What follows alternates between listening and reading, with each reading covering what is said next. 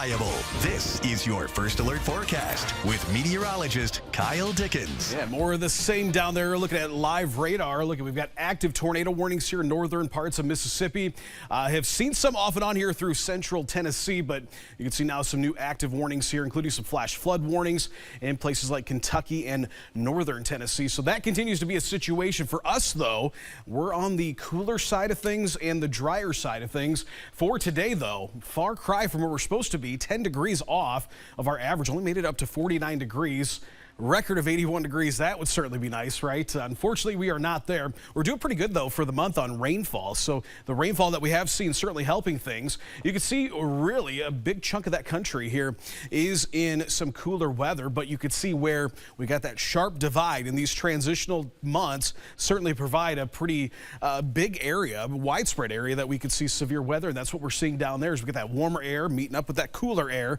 So we continue below average, well below average. Look at this. Out into Amarillo, 26 degrees below average, but much warmer to the southeast where we continue to see that severe weather. For us, though, we are going to see some decrease in clouds as all that activity that we saw to the south continues to move off. We're seeing clouds from that. That will decrease tonight, then well below average temperatures continue on here, at least through the start of the work week. Once we get to the middle of the work week, we start slowly warming up. We'll bring some shower activity in too, but we got much warmer and even above average temperatures on the horizon. Take a look at Exact Track shows that northerly wind that will subside here as we head into the overnight hours. Temperatures in the 30s, 31 degrees by the time we wake up. So jackets will be needed here come tomorrow morning. So as you head out to church or whatever it might be, get those jackets handy.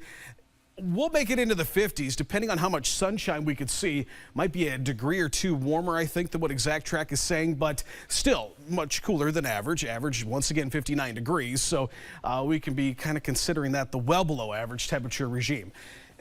Really Monday, though, that's going to be the coldest air that we see in the next 7 days.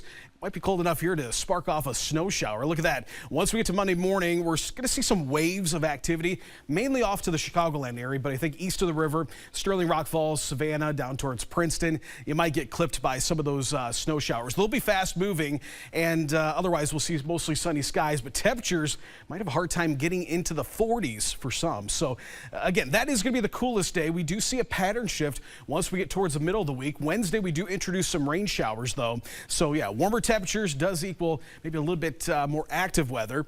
Now, the good news, 6 to 10 day outlook, as mentioned, we're starting to get into that above average temperature territory.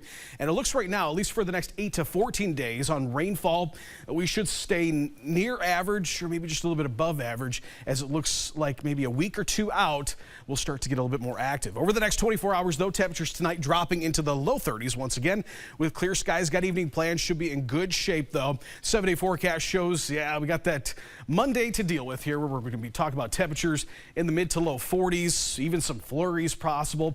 We'll get through that and start warming up as we head towards the middle of the week. Those rain showers arrive once we get to Wednesday. Then Thursday, they'll linger around. We'll be close to 60 degrees, dropping back a little bit on Friday with a very isolated rain chance. But hey, here comes the 60s for the weekend, 62 degrees by the time we get to Saturday. Well, switching gears, Whirlpool